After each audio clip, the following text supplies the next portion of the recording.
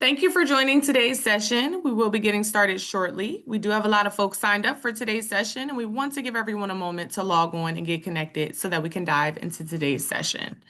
I do want to thank you all for joining us today. I'm Jasmine Garrett, here with the New Jersey Economic Development Authority.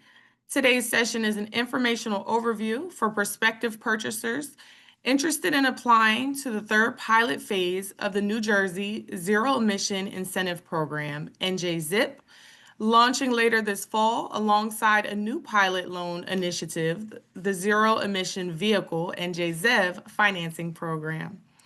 A quick housekeeping note, we do suspect that many questions will be answered in today's presentation. However, you are able to write in questions at any point during the presentation using Zoom's Q&A feature.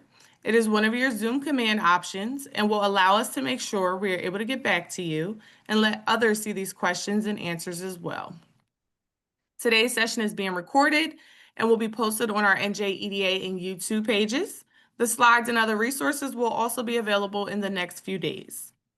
Now to get us started with the presentation, I will shift things over to NJEDA's Product Officer of Clean Energy, Lena Ravetti. Lena? Thank you. Hi, everyone, and thanks again for tuning in. Please note that today's session is geared towards interested purchasers of commercial, medium, and heavy-duty zero-emission vehicles, and our team held a webinar for interested vendors selling vehicles back in April. That recording is available on our NJZIP website for reference, and a recording of the session will also be made available within a few days.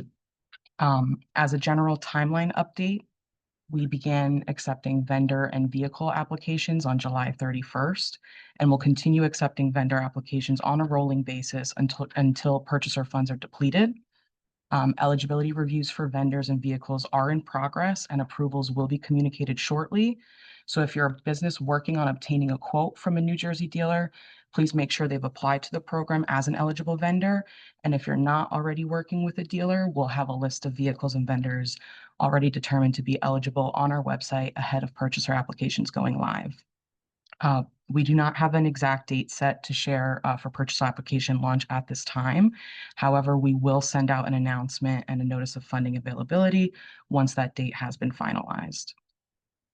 So I'm going to start off today's presentation by providing a brief overview of both NJZIP and NJZEV, and then I'm joined by my wonderful colleagues, Jessica and Cassie, who will then take you through some eligibility criteria, basic application processes, and ongoing responsibilities under both programs. We'll then conclude by sharing some reference materials with you all and end with a Q&A session monitored by our help desk if time's available. So I'd like to start off with an overview of our grant program, the New Jersey Zero Emissions Incentive Program, known as NJZIP. Backed by popular demand, this third pilot phase of NJZIP will continue the mission of phases 1 and 2 with some program modifications. The purpose of NJZIP is to reduce the upfront cost at point of sale of buying one or more zero-emission, medium, and/or heavy-duty vehicles for New Jersey commercial, industrial, or institutional entities. Vendors are required to reduce the upfront cost by the approved NJZIP voucher amount, and then the voucher funds are dispersed directly to the vendor following vehicle delivery and a complete submission of required documents. Phase 3 will have a total voucher pool of $75 million total to be launched in 2 rounds of $37.5 million each. Each round, 50% of the funding will be reserved for 6 months for small business applicants located within overburdened communities. The first pilot phase of NJZIP launched in April of 2021, and this slide highlights the program's impact to date. 107 vouchers have been redeemed, amounting to $27.8 million in funds, which has supported the deployment of 261 vehicles. The map on the right shows the distribution of projects in the state, with an estimated 399,000 metric tons of CO2 emissions avoided, which is the equivalent of CO2 generated from over 39 million gallons of diesel consumed. These estimated emissions calculations done with the help of our sister agency, NJDEP, can better help us make adjustments so that we can maximize the impact of the program. So alongside the NJZIP grant program, purchaser applications will open for a new loan program called the New Jersey Zero Emission Vehicle Financing Program, or NJZEV. This will be a first-come, first-served, low-interest rate loan program for New Jersey commercial and industrial organizations seeking financing for the same zero-emission vehicles that are eligible under NJZIP. The purpose is to provide financing for up to 100% of eligible vehicle costs, and this NJZEV loan program can be used alongside an NJZIP voucher or independently. This financing program will have a total pool of $25 million, with $15 million of that set aside for overburdened community applicants for 1 year following launch. Now I'm going to pass it over to Jessica, who will highlight some key changes to NJZIP Phase 3, particularly for those who may have been involved in Phases 1 or 2. And then Jessica and Cassie will continue getting into specific details for both NJZIP and NJZEV. All right, thank you so much, Lena. As Lena mentioned, my name is Jessica, and I also work on administering this program. So for those of you who may have participated in phases 1 and 2, here are some key changes you should know about. In the third phase, vendors are now required to hold New Jersey dealer license, so we can allow vendors who are OEMs to sell directly to our purchasers. They have to sell through a dealer. Secondly, the applications will be rolling for this phase. So if at any point, even after purchaser applications launch, you decide you want to work with a dealer who hasn't been approved for the program, you can request that they apply and they can be added at any time as long as there are funds available. And vendors also must provide a maintenance and service location within the state under this phase. And for our compliance requirements, we do require that all purchasers maintain installation of a state-issued telematics device, and this time around, the vendors will be responsible for installing those prior to the vehicles getting delivered to the purchasers. Additionally, the structure of our agreements has changed slightly. Vendors will now be signing a one-time agreement for participation, and we will not have them involved in an individual tri-party agreement. And as the purchaser, you will be signing a separate grant agreement for your purchase. And this is just to help streamline things administratively. Additionally, purchasers will be initiating their own applications. If you were involved in phase 2, the vendor had to do that for you. Now you'll be able to initiate that yourself. And the last key change is that we obviously have our complementary program, NJZEV, being launched at the same time. And as a purchaser, you'll be able to apply alongside with ZIP or use ZEV completely independently of ZIP. Next slide, please, Lena. So another key change to vendor eligibility, which we want to get a little bit more into, is again that all vendors must be licensed New Jersey dealers. What that means is that they are required to have a valid New Jersey dealer license from the Motor Vehicle Commission, and they'll have to submit that at time of application. And obviously they must be selling new zero emission medium and heavy duty vehicles. We do not allow for used vehicles under the program. We will have, like we said, the list of approved vendors available on the ZIP website at the time of purchaser application, but those are just going to be any vendors who applied prior to a September 2nd deadline. And if you decide you want to apply with a different vendor that isn't listed, they can be added at any time. And additionally, if you apply as a vendor, you will be eligible for both selling to the NJZIP purchasers or to any purchasers participating in NJZEV. It's one vendor pool. Next slide, please. The kinds of vehicles that are eligible, as we mentioned, are zero emission vehicles. Medium and heavy duty we define as being class 2B to class 8. And our base voucher amounts have been adjusted slightly for class 2B vehicles that went from $20,000 to $15,000 to be consistent with other state programs. And as you can see, the types of vehicles that fall under these weight categories is a pretty wide range from utility vans and delivery vans all the way up to electric semi-trucks or zero emission semi-trucks. We do want to note, however, that retrofits, repowers, used vehicles, and any off-road equipment that can't be registered is not eligible under the program.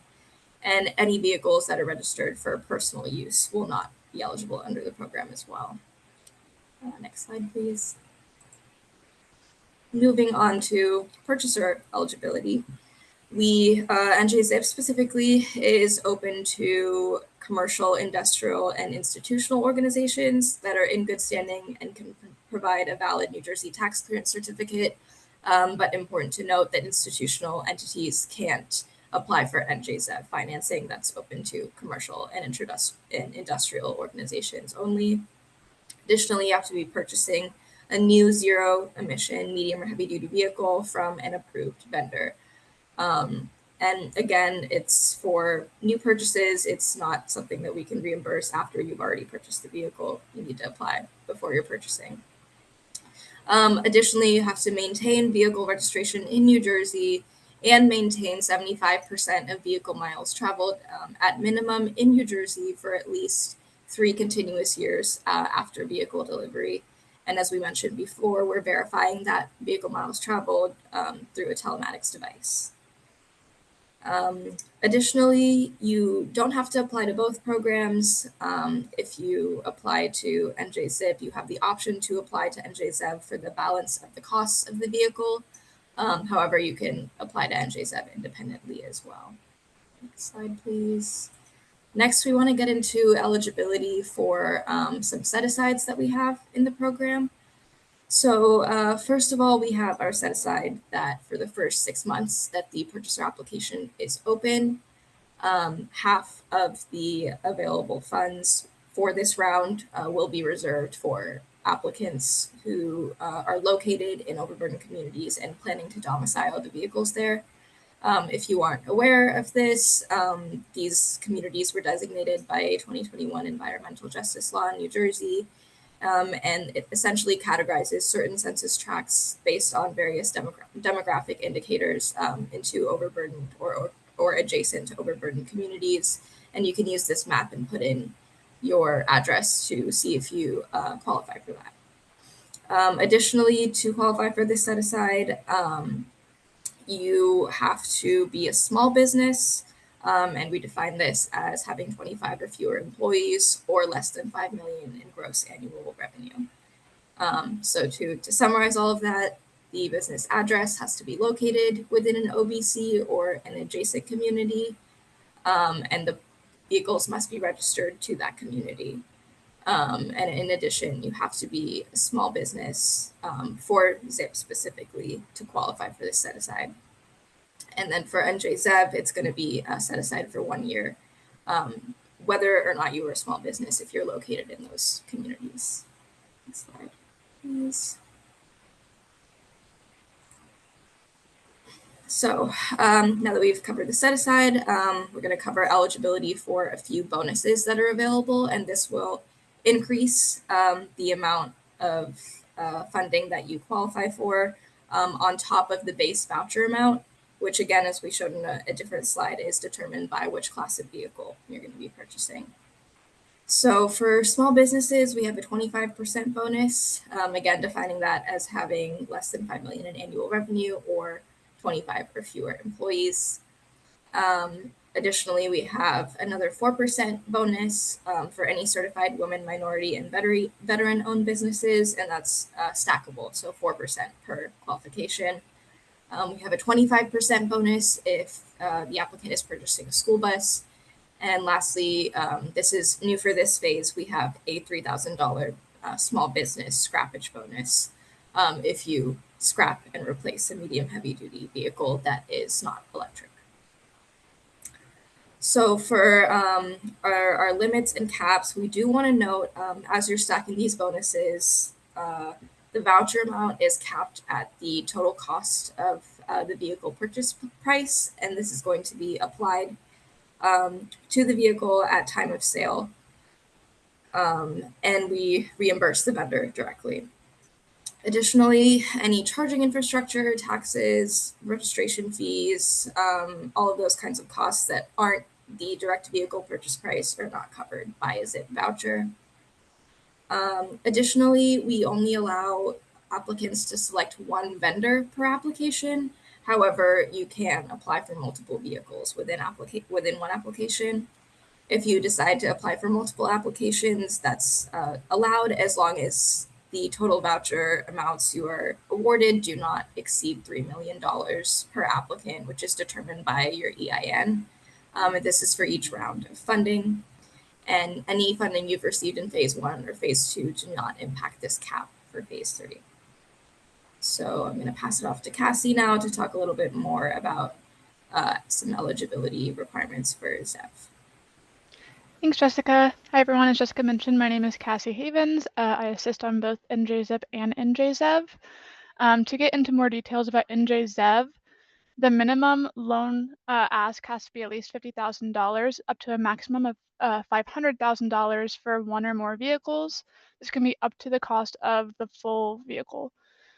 The loan term is 5 years, and that begins upon submission of proof of purchase, delivery, and registration of the finance vehicle. If you're buying multiple vehicles and they are being delivered on different dates, this 5-year term starts at the beginning of the first delivery.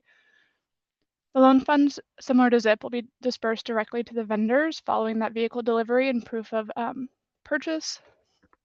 The fixed interest rate is half of the U.S. Treasury 5-year rate, plus an EDA risk-based credit premium if that's applicable. Currently, the Treasury rate is 3.72%. So if you were getting a ZEV loan today, the interest rate would be anywhere between 1.86% to 4.86%. Borrowers must pass the EDA underwriting evaluation before being issued a commitment letter, and this will also determine what your EDA risk-based credit premium will be. Nina, could you do the next slide? Thank you.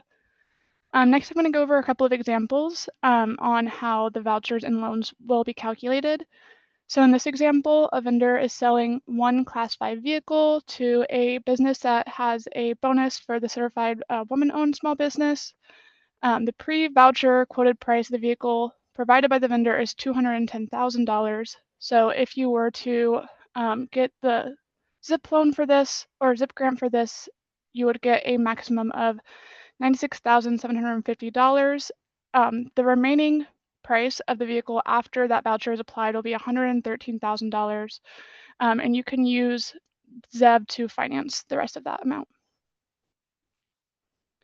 So in this example, we're going over someone who only applied with NJZIP. This is the timeline you would expect to see. So if you applied for a ZIP voucher for up to $180,000 for 2 vehicles, you would be approved. A closing agreement comes shortly after being approved. Say the first vehicle is delivered first, the funding would be distributed to the vendor, and it would only be for the price of that vehicle, so $90,000 at that time. If your second vehicle is delivered at a later date, then the rest of the funding would be dispersed to the vendor. You get an 18-month window from time of approval to the time the vehicles need to be delivered. After that 18-month window, the funds cannot be dispersed.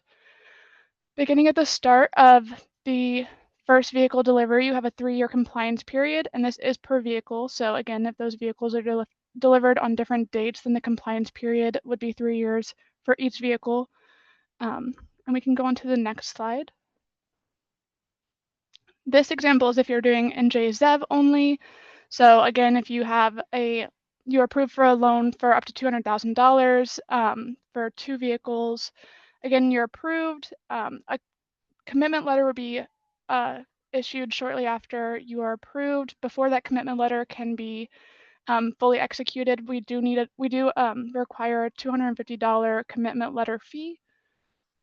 And again, similar to ZIP, there's a compliance period of 3 years for each vehicle if they are delivered on separate dates. However, the loan tenor of 5 years does start once that first vehicle is delivered. That is not per vehicle. Once that first vehicle is delivered, you have 5 years to pay the loan. Next slide.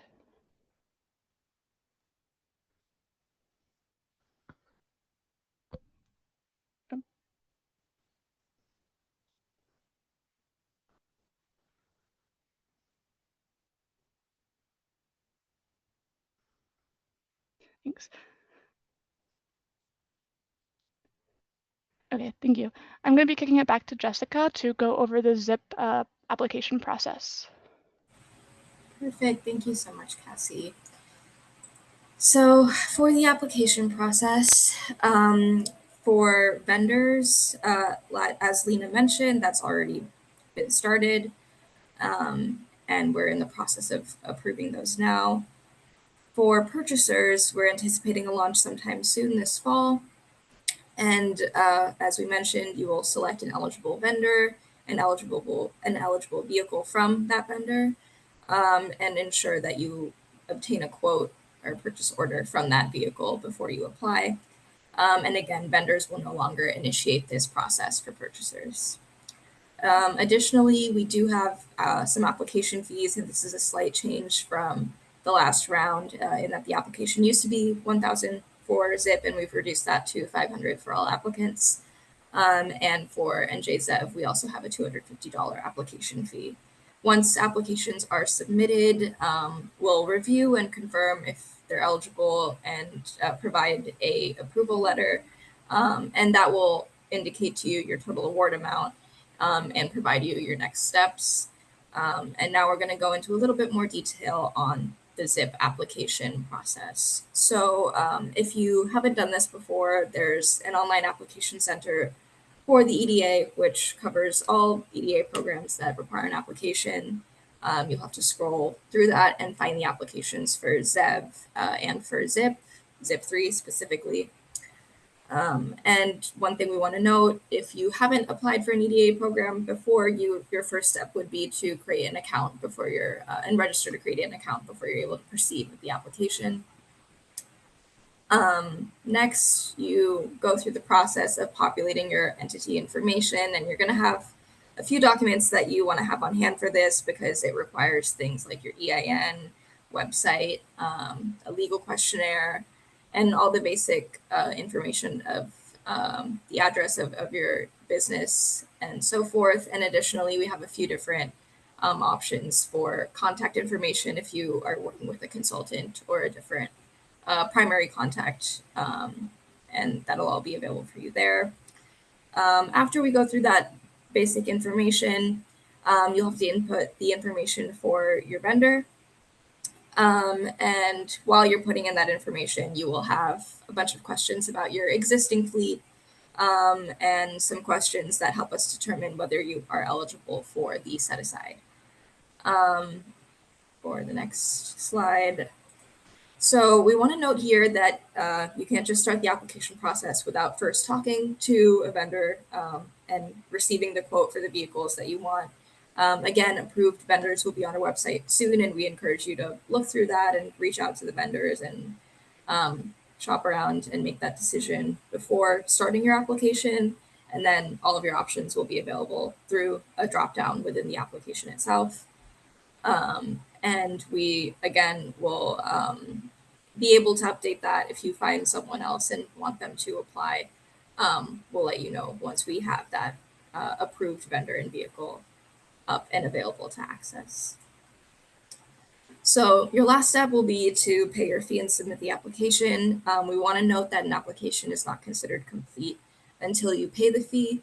And you have the option to pay by check, but it may just cause some delays because we have to ensure that we get that payment before we're able to proceed with the review. We also want to note that you may have been eligible for a waiver under phase 3 due to a vendor termination in phase 2.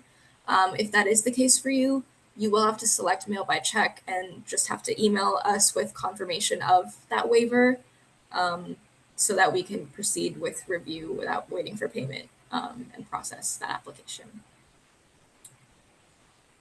Then the last step is, again, us reviewing your application. This is, again, a first come, first serve program. And it's just our team, working on that. So please just note that review times will vary based on the volume. And we'll go through some of the steps that happen after application in the next section. And I'll pass it off to Cassie again. Thanks, Jessica.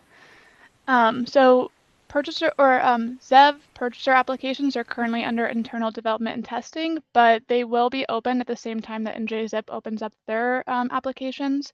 So we wanted to list some of the required documents that are needed. A lot of the application process will look very similar to ZIP's, just we will be asking for some financial documents, including 2 years of financial statements and federal tax returns and an existing debt schedule if applicable. Some of the fees, again, there will be a $250 application fee and a $250 commitment letter fee. Both of these are non-refundable. So if you have any questions or any concerns before submitting an application, we heavily encourage you to reach out to the team. Also note that NJ EDA must be the sole lender for any vehicles receiving NJ ZEV financing. Next, I'm going to be going over some of the responsibilities for the program. So once you have submitted a application, you will receive either a ZIP voucher agreement and or a NJ ZEV commitment letter. This will have your chosen vendor on it. Again, there's a $250 commitment fee that applies with the commitment letter for ZEV. Both the purchaser and vendor will receive an email outlining the next steps. If you have an NJZIP voucher, or if you have an NJZIP voucher, those funds are reserved for no longer than 18 months, and that starts at the time of an executed agreement. The same goes for ZEV, that is at the time of an executed commitment letter. Within 18 months, the vendor must fulfill the purchase order, which reduces the upfront cost of the vehicle by the voucher or honors the loan commitment. Vendors are responsible for registering the vehicles and installing the telematics devices, and then they will deliver those vehicles to the purchaser. Vehicles may be leased, but the applicant must be the leaser, not the leasee. Vendors will then submit the disbursement request, and they will submit relevant documents via the secured link that's provided. NJ EDA we will review the submission, and if all the documents have been submitted and program obligations were met, then we will disperse the payment directly to the vendor. For the compliance, as mentioned, we do have a 3-year compliance monitoring per vehicle. So you will have to make sure that the telematics devices are installed and operating for those 3 years. We do require at least 75% of the vehicle miles traveled during that time are within the state of New Jersey. And we will be reaching out just to verify that information. You also have to abide by the vendor code of conduct if you are a vendor. This includes them providing the agreed to vehicle and having in-state maintenance facilities and providing a warranty. For the vehicle delivery and disbursement, as talked about earlier, there is some documents that we need for that, and the vendor will submit those documents. Some of those do have to come from the purchaser, so just make sure to keep all of your documents up to date at that time. Next slide. I'm going to pass it back to Jessica to finish off. Thank you so much, Cassie. And yeah, just want to emphasize that we're going to need your tax clearance twice, once when you apply, and then the vendor's going to ask for it probably before they deliver your vehicle. So just make sure that's up to date. And the link up here lets you know how to obtain that. We also have updates that are posted to our website regularly, so please make sure to sign on to our mailing list or check those websites regularly so that you're notified of any updates. As we mentioned, you'll have to create an account if you haven't applied for an EDA program before, and we'll notify you once the program is live, and we have that link here as well. Additionally, if you're curious about which telematics device we use, we have information there so that you are aware, and if you already use telematics with your fleet, so that you know how compatible those will be. And that's kind of the main links that we have for your reference. These slides will be available. So now I'm going to introduce Miriam, who works with the help desk, and they're a huge part of the program and the assistance we provide to our purchasers. So she can talk to you a little bit more about that. Great. Thank you so much, Jessica. Hi, everyone. Nice to meet you. My name is Miriam Salerno, and I work at the Voorhees Transportation Center, which is part of the Blaustein School at Rutgers University. And I have a fantastic team that runs the NJ ZIP and ZEV help desk. So this is ongoing technical support that we provide on behalf of NJ EDA to purchasers who are going through the application process. We plan a bunch of live information sessions to share best practices about owning an electric vehicle. We have our own website that is linked from the NJEDA website with lots of resources about the program and electric vehicle ownership. And probably most importantly, we provide email, phone, and text support and one-on-one assistance to purchasers and vendors who are going through the application process. So it's really helpful if you have any questions that come up, if anything seems confusing about the application process, you can text, email, or call us. I think the information is on the next slide. Oh, nope. Can you go to the right here? Yeah, we'll go back to the other one. So just take a minute to write down the email and phone number that we have, because this is really a great way to reach out to get help. We are on call Monday through Friday, 9 to 5. Everybody who's part of my team is here in the webinar with us. I've got Kenya, Hiabu, Jacob, Fatima, and Andrew. One of them will respond to your email or your call and get back to you. Kenya is also our bilingual specialist on the ZIP Help Desk. She is a native Spanish speaker and is available to support you in Spanish as well. Anything that might be confusing as a primarily Spanish speaking person, she can help guide you through the process and answer all of your questions in Spanish. So sorry, now if you can go back to the previous slide. So just to recap, what are some things that we can help you with on the help desk? As I mentioned, any assistance with the ZEV loan procedure application or any questions about the NJ-ZIP application procedure, where you can find specific resources. If questions are confusing as you go, please feel free to reach out to us. We can help you. We can also help you in terms of tips for charging plans or connecting to incentives outside of the NJEDA programs if you want more information about that.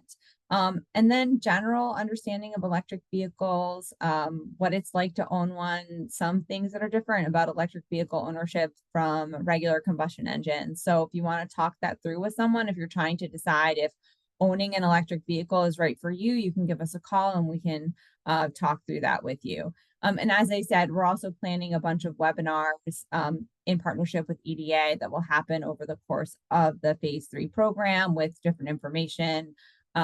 So take a look out. All those emails about those webinars will come through the NJEDA listserv. So if you're on their mailing list, you'll get notified when we're having those webinars coming up.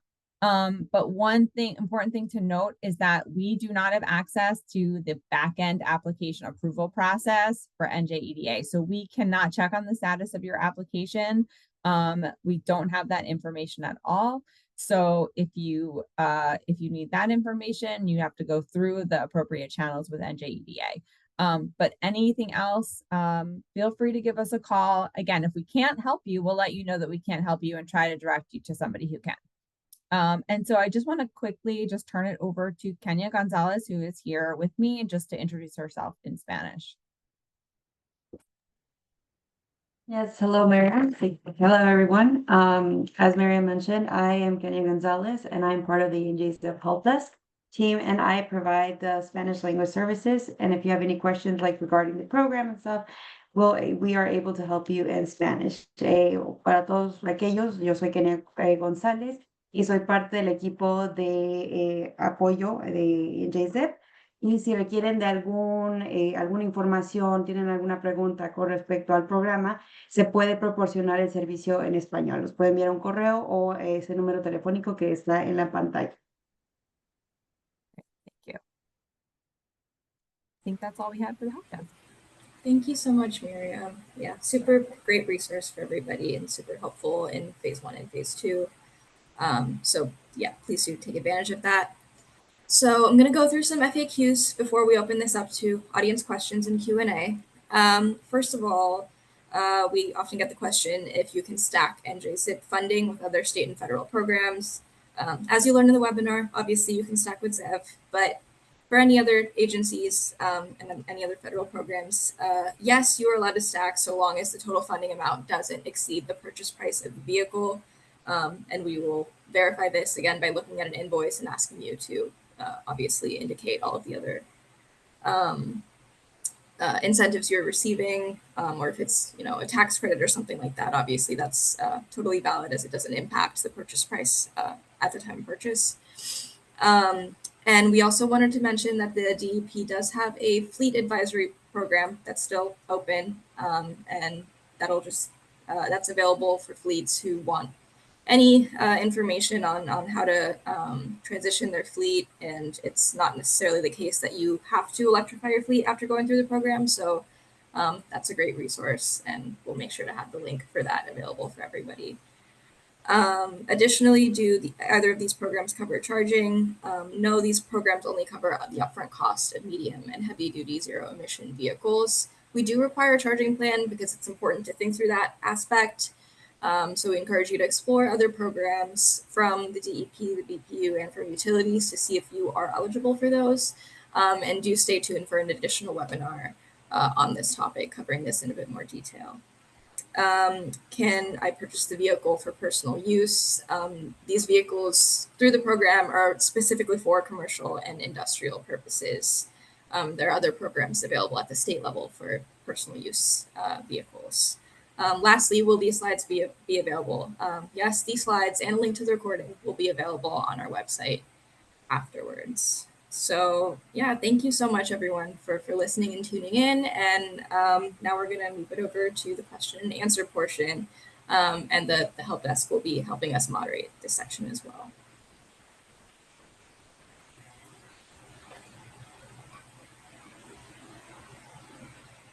Great, thank you guys.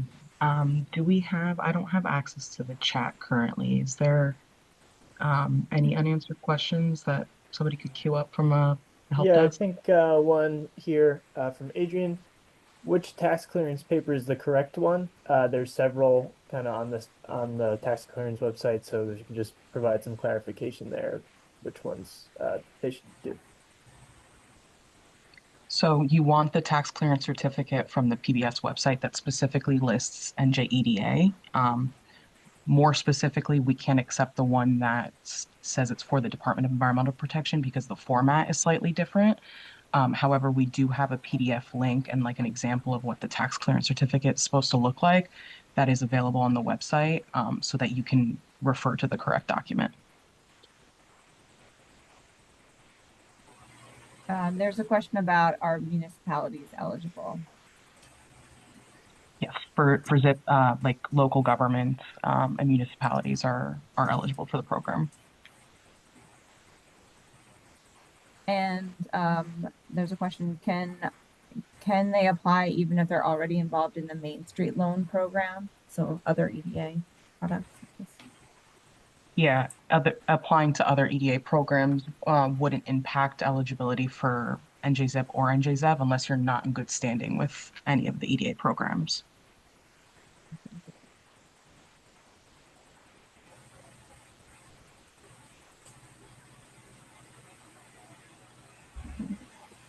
There were just a couple of a question that came up a couple of times while you were doing the presentation was about new businesses applying and if new businesses were able to apply. It was answered in the Q&A text chat, but I thought maybe you want to address it to the group since it did come up a couple of times.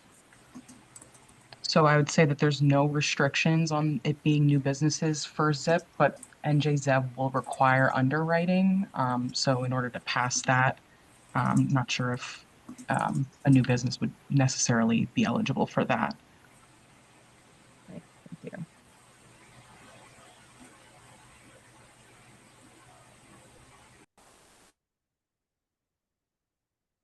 Not much else here. I currently don't have anyone with their hand raised.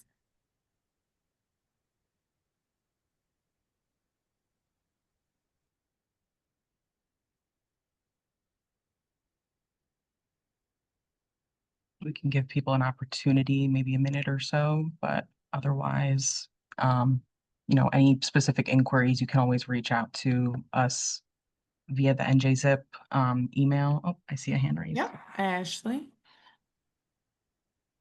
Hi, everyone. So my question would be, and I didn't know exactly how to type this, but as far as a commercial goes, somebody already answered that it's not for personal use.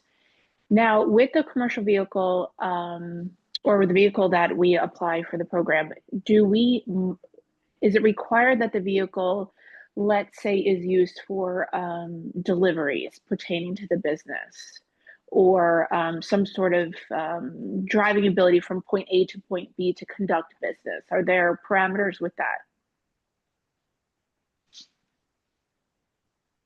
Sorry, one more. Your question is if that needs to be a commercial vehicle?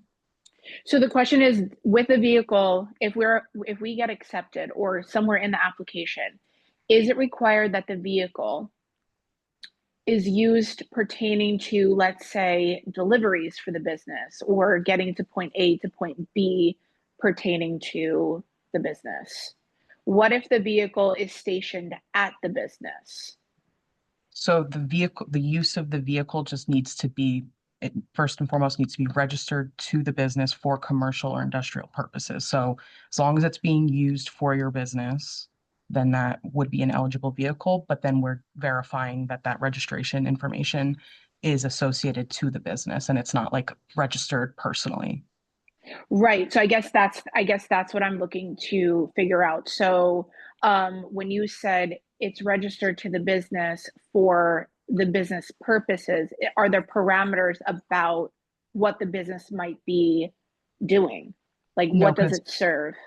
we support multiple different vehicle types and understand that different vehicles will have different use cases. Okay. And is there any information about examples of what the vehicle can be used for in those parameters? So you mentioned school buses. We mentioned municipalities. Let's say food deliveries, or traveling, I don't know, whatever, plumbers. Is there parameters with specific job duties that the vehicle will be listed with? Not at this time. Okay. Okay, thank you very much. We have another hand. Brandon?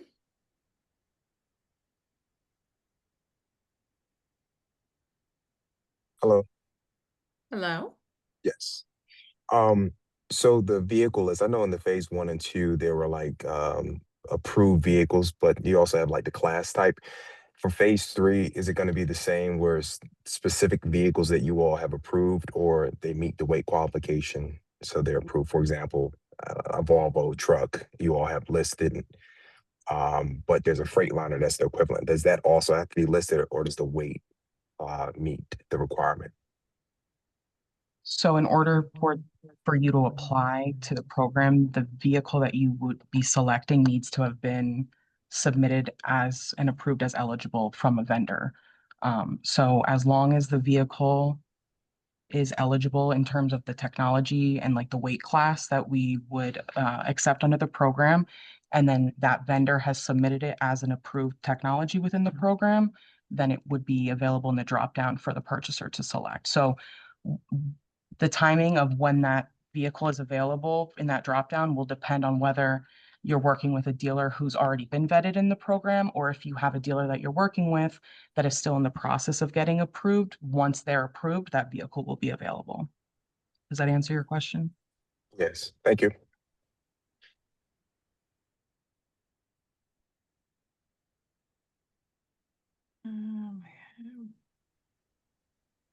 There are no more open questions in the Q&A box. Jessica? Yes, I'm here. Can you hear me? Yes. Okay, so I was the one who asked in regards to already being involved in the NJEDA. So the vendors would include the whole state of New Jersey because, correct, right? Because in my specific area, I'm having a hard time even finding a vendor that provides what I need for my business. So this covers what, the whole state of New Jersey?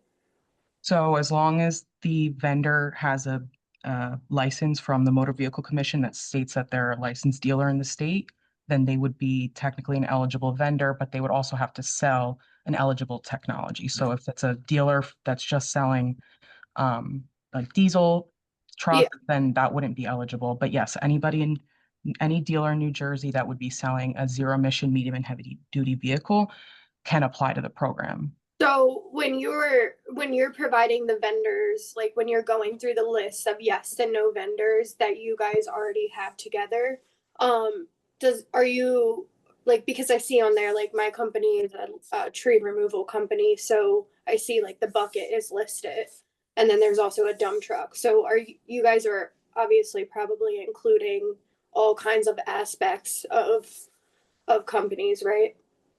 Yeah, so we're going to be providing kind of like the contact information for the vendors, and you would want to reach out to them specifically for like a quote and anything related to the purchase order itself. But at a high level, we will have a list of any vendors that have already been approved as eligible, as well as those vehicles. So Okay, because I appreciate that because it's a big struggle for me in my industry. There's like one vendor in my area, and I've heard that he's not the best, and so I appreciate, you guys taking the time to go through all of that.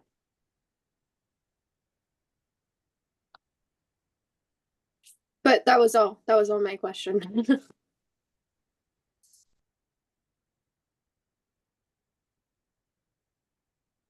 Rose? Hi there, thanks. Can you guys hear me okay? Yes. Awesome. Can you speak a little bit more about the data requirements for the reporting data? Is that done twice a year? What's kind of expected from that?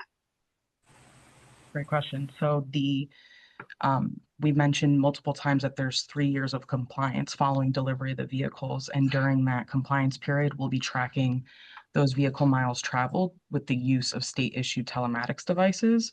So if you are familiar with previous phases, that mileage information was self-reported, and we would reach out every year for that information. But with the telematics devices, we'll be able to monitor that regularly. And if there's any issues on our annual compliance check, we'll be reaching out to the purchasers to make sure that they can cure it in a timely manner. Otherwise, that could be considered an event of default under the agreement, in which case there's a prorated recapture provision for anybody who might otherwise sell the vehicle or anything that would be deemed an event of default under the grant agreement. We have a prorated recapture provision to pay back that voucher amount depending on the number of years that you work compliant. Is there an expected mileage that should be hit within these? So there's no mileage requirement at this time, but of the miles that you do use on the vehicle, 75% of it has to be within the state of New Jersey. Understood.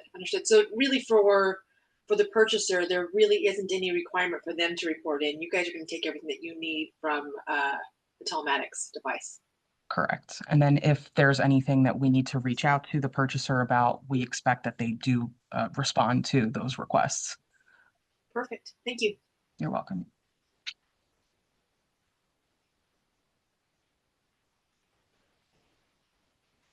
Gladys.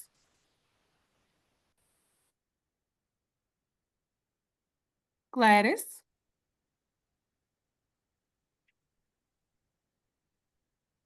Hello?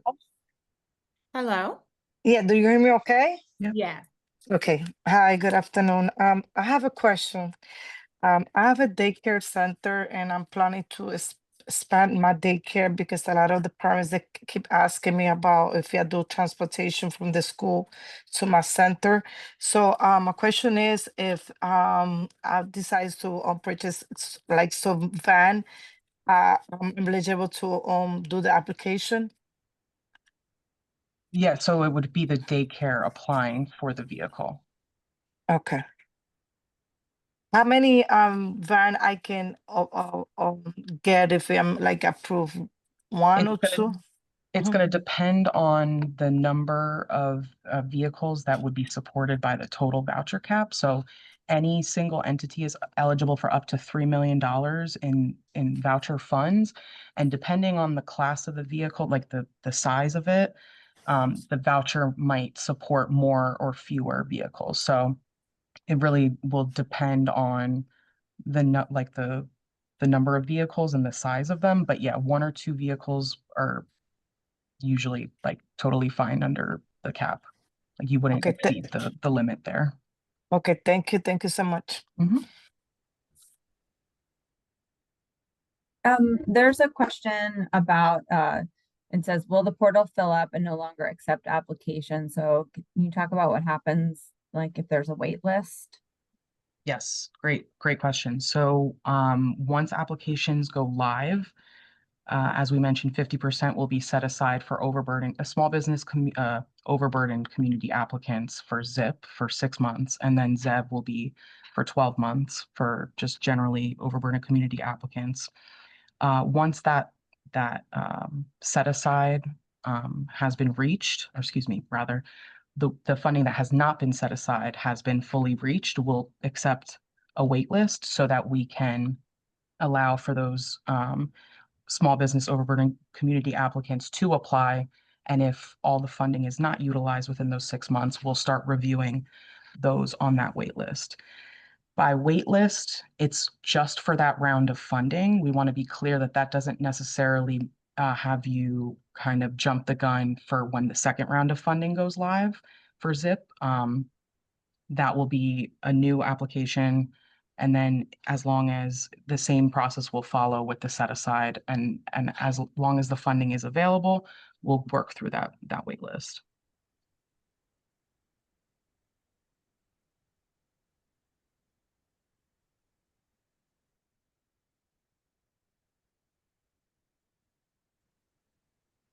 I think I saw Vanessa's hand up. Yep, Vanessa. Hi, how are you? Good afternoon, all. So I have two questions. Actually, one referring to the small business overburden set aside. So for a business to be eligible or considered for this, they need the location, not the where the services are provided, be considered overburden area. Am I correct? Yeah, the applicant organization address and the domicile location of the vehicle will be this. Okay. And if Vanessa, I believe you were familiar with prior phases of the program. We had a bonus for the overburdened communities previously. And in order to streamline that, it is now just the domicile address and the applicant organization address. Gotcha, thank you. And then my second question regarding, and it's probably in the slides, it's just the slides went a bit fast for some of us to follow and just make sure we grasp everything. You mentioned the code of conduct for the vendor. Is that going to be public access, or is just something that between you and the vendor, or will the purchaser also know what are the responsibilities of the vendor? Yeah, so there will be a sample vendor agreement and purchaser agreement on the website, similar to how we had a sample tri-party agreement on the website in previous phases. However, those are currently being finalized, so we don't have anything to share at this time. But yes, there will be the sample agreements. But not the actual code of conduct, like what's going to be expected once the vehicles are actually delivered to the purchaser. So that'll all be outlined within the agreement. The code of conduct, honestly, I think it was just remnant of a previous phase that doesn't exist as like a standalone document. It'll all be outlined within their participation agreement. Gotcha. Thank you very much. Thank you. Of course.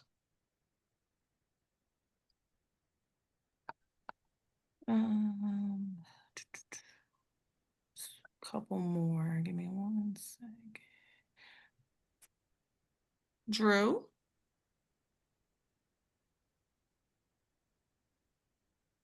Hi, how are you guys doing today? Good. How are you?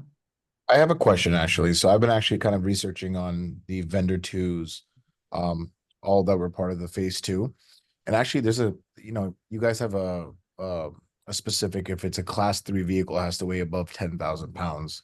A lot of these vehicles that would be suited for my business would actually be falling somewhere between 9,500 to 10,000 pounds. So I just wanted to basically know, does it round up or does it round down, or is it exactly specific to T? Because like I said, I feel maybe for like a couple 100 pounds, we're getting shortchanged an amount that would be sufficient to buy the vehicle if it was electric.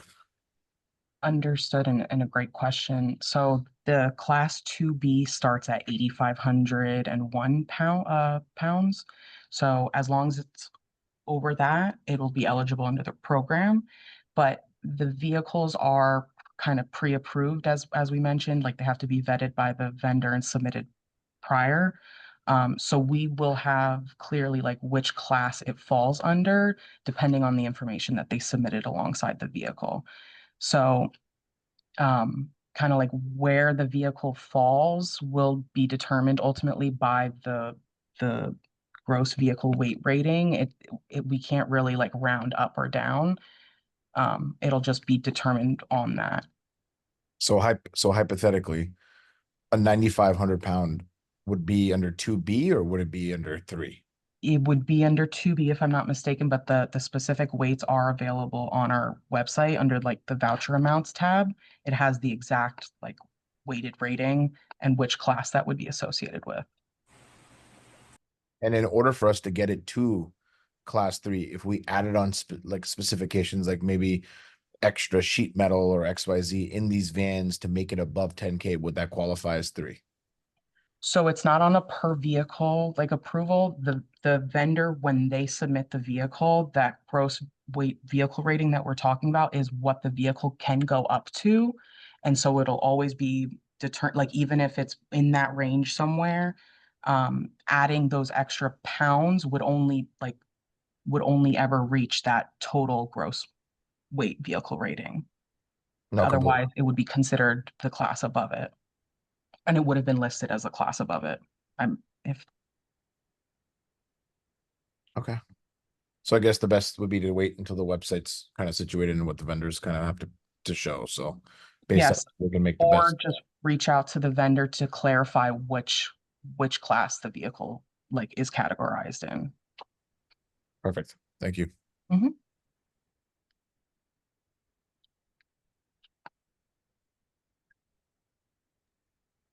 Jose, can you hear me? Yes. So I have a question regarding this whole program. I'm being researching on everything and finding out what could be make me to be more eligible for the program. The big concern that I do have is like new starters, new company for cargo business. If he's solo proprietor, does that makes it difficult to be approved despite being in the overburden area and then a small business, since it's like a cargo business and mixed use for personal small business as well? Does that makes it difficult if it's a new starter? Um, as I see today, the presentation, it was explained that you need to have like a 2 years of the tax returns towards the business. If it's something new that you created, does that makes it unqualifiable? And I understand that everything else is made general for businesses, right? But not having those 2 years of tax returns as a business, does it makes you to be disqualifying? So not for ZIP. New business. So what we verify for NJ Zip is that the business is in good standing. So that requires submitting the tax clearance certificate. And as odd as it sounds, you can receive that tax clearance certificate that says you're in good standing, even if you haven't technically paid taxes within the 2 years. It's just a document that verifies that you have no tax obligations to the state. That's for NJ Zip. For NJ ZEV, which is the loan program, that's where we'll be diving a little bit more into your financials to make sure that you would be able to pay back a loan. So it wouldn't necessarily, you wouldn't run into any issues for NJ Zip as a new business. But again, NJ ZEV would be like a case by case. You would have to go through a whole underwriting criteria. Okay, and that criteria is based on your income as well, or it would be on the scenario of the potential of the business to be able to pay that back? I believe the latter. However, if there's somebody else on Yeah. the ZEV team. Lena, so we would look at holistically, maybe evaluate it on a global debt service coverage ratio. So that includes both the finances of the business And especially in your case, if it's a newer business, we would also consider personal finances to backstop that in the case that it is a new business. So we really do try to work with you one-on-one and kind of look at the holistic financials of the entity and any of the personal guarantees, major ownership individuals of the business. So, short answer is it really depends, but we try to work with you and be as flexible as possible to get you across the finish line. All right. Thank So you, Sean. does that mean it will be better for me to be maybe getting into the customer service from NJZEP and guide me to have like a not an answer, obviously, because we got to go through submitting documents, but also to, since it's gonna be an investment that I'm gonna be putting on the program. Obviously, that's the way that the program is. Just in order to have an idea if you'll be, I think it's already worth it, but it's just to get into the scenario. So then I'll be preparing myself for what good expenses we'll have. Yeah, so NJZip, definitely, we don't, as Lena said, we don't look at any of the finances. You're welcome to apply, and that is independent of your finances. So it's first come, first serve. If you're an eligible business, you can get that grant. If you're looking at the loan side, we are going to put out some information to kind of help you do some assessments and see, can I afford this loan before formally applying? That being said, we're not going to do a full underwriting analysis until you complete the actual application. So we'll give you some guidance and you can kind of make that assessment. But ultimately, it's going to be your decision as a business. Am I able to financially afford this, or do I think I can? And then we'll make that assessment on the underwriting once a formal application is submitted.